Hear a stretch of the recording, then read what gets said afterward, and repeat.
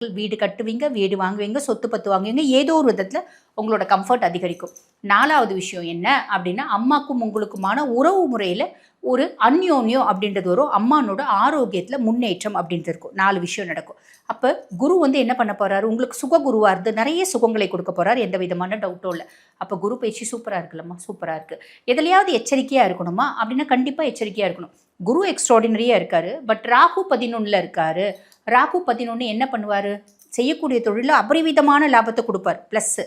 ஆனால் நெகட்டிவ் என்ன, ரொம்ப சிம்பிளாக சொல்லணும் அப்படின்னா, இந்த ஆன்லைனில் நம்ம பார்த்திங்கன்னா ஏமாறுறது அப்படின்றது பார்த்திங்களா, ஆன்லைன் மோசடி, இந்த சைபர் க்ரைமு, இந்த மாதிரிலாம் நம்ம மாற்றுறதுக்கு வாய்ப்பு உண்டு.